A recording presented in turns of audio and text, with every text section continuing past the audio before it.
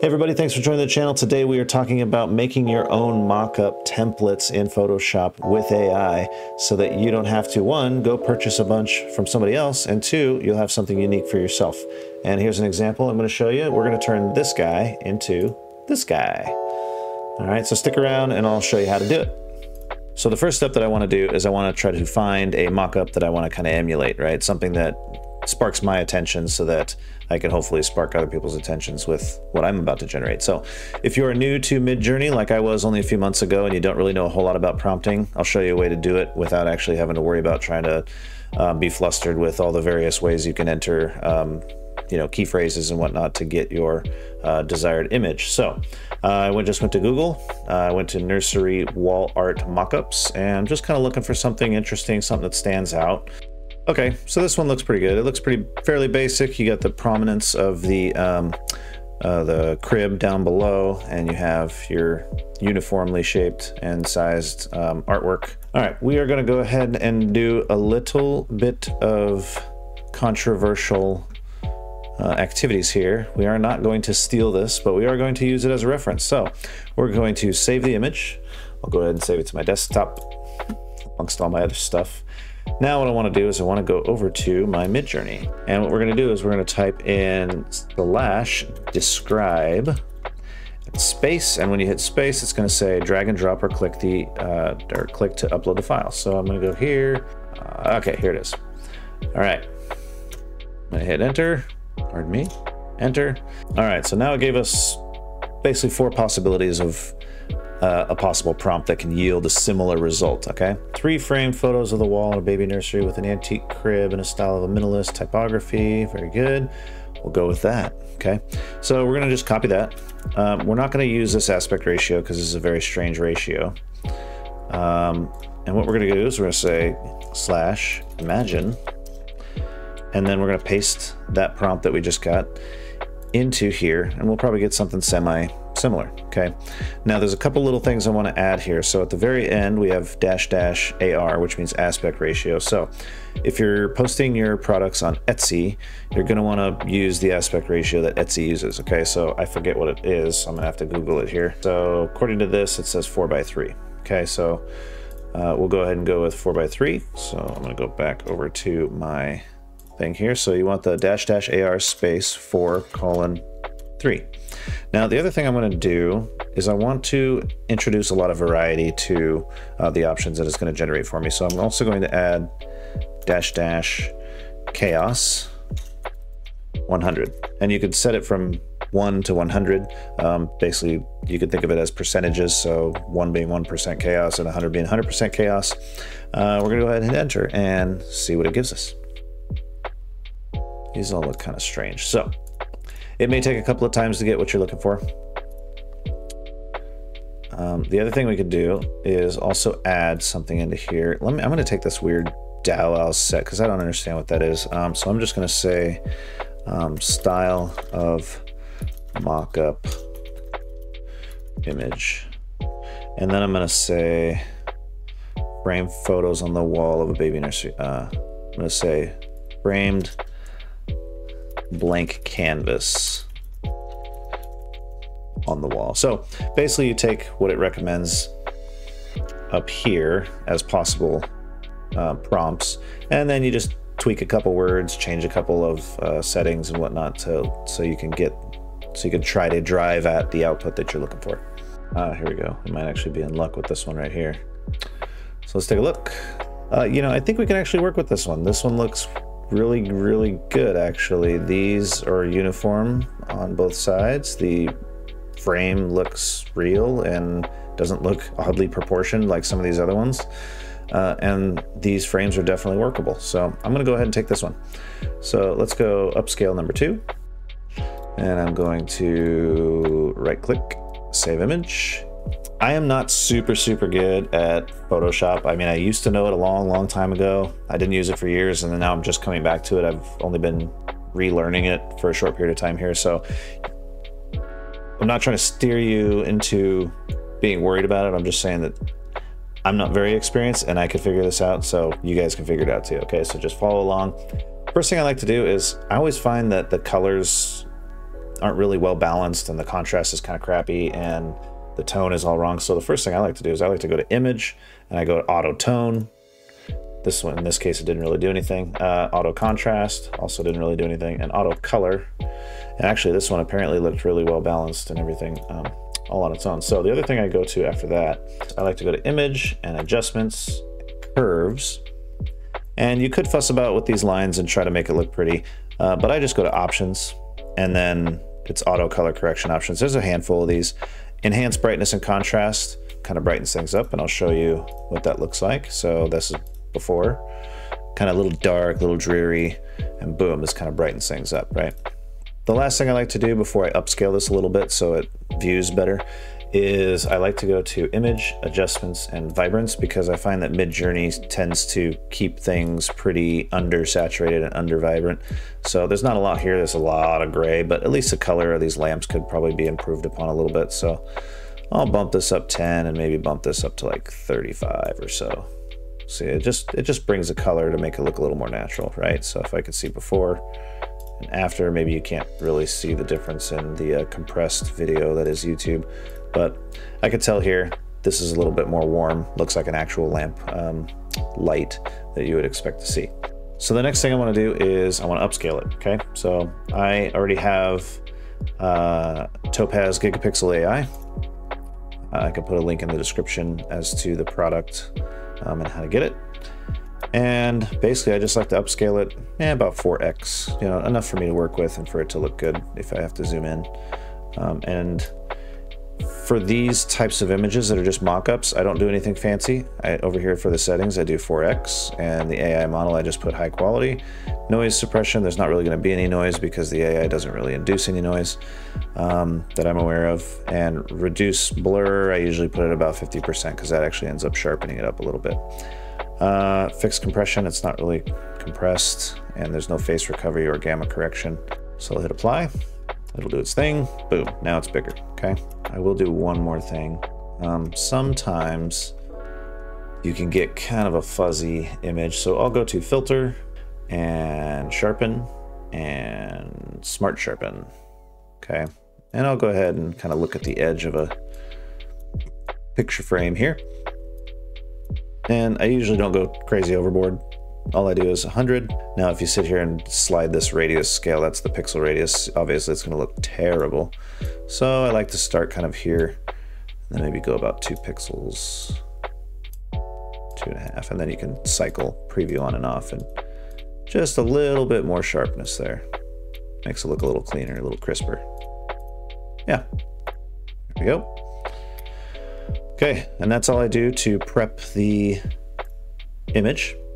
So now, here's where it gets interesting. So first thing I want to do is I want to view.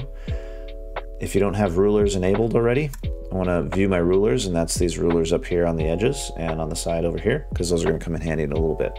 Okay, now if you try to tell AI, if you try to tell Midjourney, hey, make these picture frames 4:5 ratio, or 5:6, or 5:7 ratio, or 16:9 ratio. It's not going to do it. It's just not. It's not that sophisticated yet. You'll get wildly varying different ratios, okay, for the image. Now, and I'm talking about this, the frame image, not the whole image itself. So what can we do to fix that? Because what I want to do is I want to take my AI generated artwork, and I want to say, well, in real life, people have to download, they're going to buy it from me, they're going to print it off either at home or at a print shop, and then that's going to have to fit in a frame. And I don't want to mislead them by scaling the picture that I generate into the image that's randomly generated to whatever size this is here. Okay, I want to actually make it true to life, okay, because that's the best way to do it, really. So what I will do is I will actually change these with a couple of tricks in Photoshop that is fairly easy to do. It's just a handful of steps, but it's worth it in the long run, okay? And because it'll be automated, you'll be able to see how I can just drop everything. I don't have to adjust or crop anything at all. So I'll show you how to do that. So we're gonna come up to this rectangular marquee tool, and up here under fixed ratio, this is what we wanna do. We wanna pick this, and I'm gonna say I want a 4:5 ratio. You can get a lot of different normal sizes so that somebody doesn't have to go and try to go out onto Amazon and find like a really oddball size that fits your print that you were selling, or excuse me, your image. So we got the marquee tool. We changed the fixed ratio from 4:5. Okay, that'll give us this shape. So let me zoom in a bit here. What I want to do is I want to grab right where the frame starts. Boom. And I want to drag it until this right side of the frame, or the right side of those little dancing ants there, touches the frame, and let go. So you can see right off the bat that this frame is not the same size as a 4:5, okay? And I want to change that. So here's what I'm going to do. I'm going to deselect it, and I want to keep this space looking good here. I want to keep the space just for composition's sake, so I don't want to increase that. So what I'm going to do is I'm going to start from the bottom. Okay, and I'm going to click there to here, and I'm going to drag up until it just touches that frame. Okay, so now what I'm going to do is I'm going to click and hold from my ruler's edge, and it's going to drag a line, and it's going to snap to that rectangle. Okay, I'm going to do the same thing for the top. I'm going to do it there. I'm going to do it on the bottom one. I'm going to do it on the left one. Boom. Okay. So this is setting up lines for me so that I can make my little tweaks that I'm going to do to resize it, that you'll see in a minute. Now you'll see, luckily, AI is competent enough to be able to put everything on the same level, on the same, even symmetrical plane. All right, so you can see that because all these frames line up pretty much perfectly. But the width isn't always right, okay? So I'm going to come zoom in again, do this, find that sweet spot right there, drag it up until it touches. In this case, it worked. Perfect. Okay, so that is touching the frame there. Now I'm going to take another one, drag it to there, drag it to there. These are going to be my guidelines for when I do the adjustment in size. Okay, so lastly, third one, same thing. I'm going to take it from right here. And you see that? So it's snapped to the top. It's snapped to the top guideline, but guess what? That's not. See the little, here, I'll let go. See the white gap right here? We're gonna have to tweak that because the AI didn't make them the same width, okay? So I'll take this and I'll put my guideline there, and I'll put my guideline to snap to there, and then I'll hit deselect. Now, what you see is a grid pattern for my frames, okay? And I know that this one's a little too big here, and they're all too tall, okay? So here's my fun little trick I do. Next up is I take my clone stamp tool, okay? I'll take my clone stamp tool. I'll make sure that my proper layer is selected. I'm going to have to increase the size of this.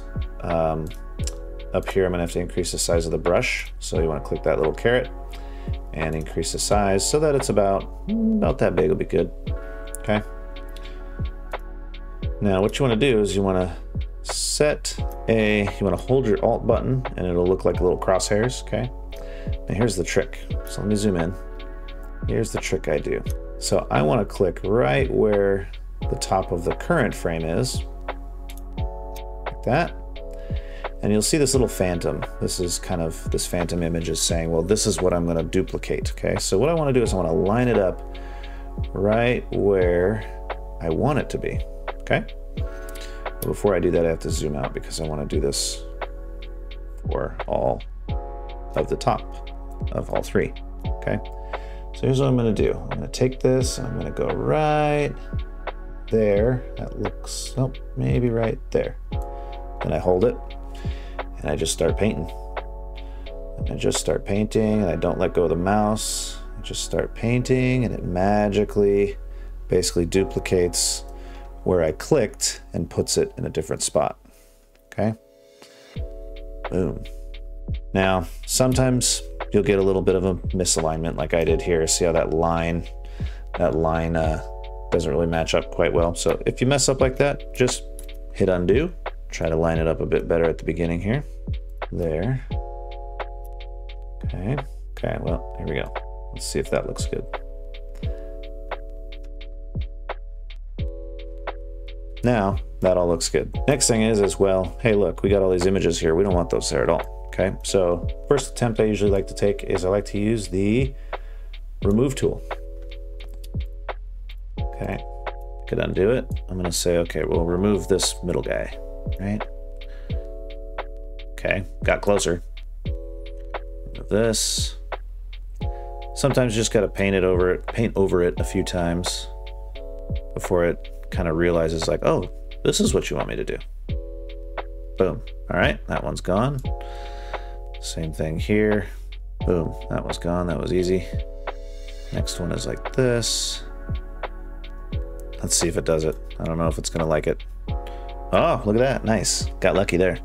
Okay, so now if you remember, we have this little edge over here. So let me go back and bring my clone tool. Go here. Gonna bring my clone tool. And we're gonna do the same thing. We're gonna click, we're gonna hold Alt and click right where we basically want it to start. So right there.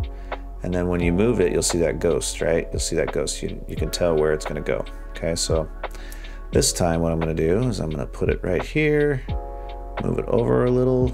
See, oh, right there. Hold, click and hold. Just start painting. And I want to catch that shadow too, because I need that shadow to move as well to keep everything looking realistic, okay? Right there. Boom. There we go. The next step is then going to be the actual masking, okay? So we're going to grab our marquee tool again. Let's go ahead and get myself out of the way.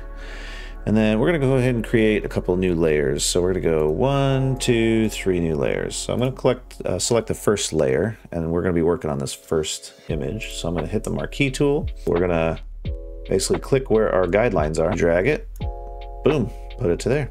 Now what we're going to do is we're going to go up here to colors, and under this hashtag sign, we're going to do 80, 80, 80. What that does is it puts it right in middle gray, okay? From there, we're going to hold Alt and backspace. That's going to fill in that area. Now from there we hit deselect, and we'll do the same thing for the other two layers. So select layer 2, go here, Alt back, boom, that's on layer 2. And layer 3, we'll do the same thing. Alt backspace, and deselect. Okay, now we have 3 grays. The one thing I did notice that I didn't notice earlier is that I do actually have a little bit of a gap there where I see some white of that canvas coming through, and I do notice that these are actually a little bit taller than each other. So what I'm going to do is I'm going to go ahead and do the same process that I did before. I'll go ahead and turn off these 3 layers. This pattern tool again. Select the Gigapixel layer, which is the enlarged layer, and I'm going to go ahead and fix that. There we go. Don't need it that big. Yeah. And I'm going to fix that by basically clicking there, and you'll see that gap close. Yeah, that's better. Make sure to get the shadow too, so you can keep that realism look. There we go. Okay, so that's been corrected now. Now from here, we want to turn on our layers so we can see our 50% grays. So the last thing we want to do to get our design ready is we want to go back to our layer 1, select our marquee tool again, and basically put right over it a second time, and we'll hit mask, and you'll see there's a little black box here that popped up. So we'll do the same thing for layer 2, go to frame 2, let it snap into position, and hit mask. Okay, select 3, grab this, boom, and now we have 3 layers. And of course you can rename these frame 1, frame 2, frame 3. Okay, now we are free to remove all of the rulers. So we can go to guides, clear guides. There we go. Forgot one more thing. Go to each layer that you have for the frame, and we want to convert it. We want to say multiply, and we want to say multiply, and we want to say multiply. And that just blends things better together a little bit in a minute. Now from here, what we need to do is we need to save it as a template, okay? So that way we can reuse it over and over again. So if you, you know, there's a lot of work put into this up front by doing all this effort, but you do 10 or 15 or 20 of these and you get them unique to your design. Nobody else will have them, first of all, so it doesn't just look like everybody else's product. It'll stand out a bit. You can basically cater to your own liking and your own style that your shop is going for. And you can save a bunch of money because you don't have to go out and buy everybody else's mock-ups that everybody else is paying for, that they're all using, that look the same as everybody, right? So that was kind of the whole purpose for me to do that. So let's go to File, Save As, and I just named it Test just for the sake of it. Now it says Test PSD. We want to go PSD-T. We add a T to the end of that, hit Save, and I have a maximum capability. Yes, I know, don't show again. And now we're ready to go. Okay, so now we're ready to drop all of our artwork into these frames. So to do that, all you do is you double click here and it opens this up. So then what we want to do is open up one of our navigation windows, and I'm going to go to my mockups. I just generated these three just now, so I haven't doctored them up or made them look pretty or anything, but you want to drag and drop it. This is just for the sake of showing you what to do. You hit check and you hit Control S, or you can go up to File and Save, and then one at a time you come over here, boom, puts it in there for you. Okay, so you want to do the next one, double click it, bring open this, throw that guy in there, and you'll notice that the ratio matches because we set the ratio in the mockup, so that if the mockup and the art generation match, then there's no tweaking you have to do. You just drop it in, hit Control S, come back over to your one, and boom, happens automatically pretty much. Double click that one, put my third one in, check mark, Control S, boom, now we're in there. Now it looks good, and it looks pretty believable. You'll see a lot of people where they'll look kind of cheesy or kind of fake because they don't do the blend like this and they don't add the 50% gray as the backing for the masking. So that's why it's important to do this multiply here, and you'll see that difference. Boom, nope, there we go, and boom, there. So now that you have everything looking the way you want it, all you got to do is go up to File, Save As a Copy, type in what you want it to be. In this case, I'm going to say First Try Mockup, I guess, right? And then from there, you want to drop down and save it in whatever preferred format you want. In this case, I'm just going to do a JPEG. Select your destination, hit Save, and then you, of course, want to set, you know, what size, what quality you want. That's pretty much it. So this is where all the hard work pays off, okay? This is where you get to utilize this same mockup over and over and over in a very rapid fashion, okay? So if I open up this template file again, it starts over from scratch. It has these smart objects over here in the corner, and you can basically just pop in any image that you want. Double click that smart object. You bring up whatever you want to go in there again, throw it in there, hit OK, hit save, and you're ready to add everything again, okay? So, like I said, the first part of this takes a long time to kind of set it up, but guess what? You're gonna have a unique, one-of-a-kind image for your mockups, so you're gonna stand out a little bit better than the competition when they're just buying everybody else's mockups and basically doing what everybody else does, so it sets you apart a little bit. It doesn't cost you money because, I mean, if you wanted to buy a mockup like this, you're probably going to spend anywhere from $3 to $8, you know, I've seen them listed for. And if you want 20 of those mockups for variety so that your shop stands out even more, it's going to cost you that much more, right? So it's going to add up really quick. All those little purchases are just going to add up and add up and add up, and it'll affect your bottom line. It'll affect your profits, and we don't want that. We want to make money. We don't want to lose money. We don't want to spend money, right? We want to put it in our pocket. Well, that's all I have for you guys today. So hopefully you enjoyed the video. Hopefully you got something out of it. I will be doing future videos for more AI stuff. I am really geeking out over this stuff. I think it's the wave of the future, and it's just gonna explode, and it's gonna be awesome. So definitely stick around. Take a look at some more of my content. Expect some in the future. It's going to be fun. It's going to be fun. So see you next time. And if you have any questions, drop one in the comments. Thanks, guys. Have a good one.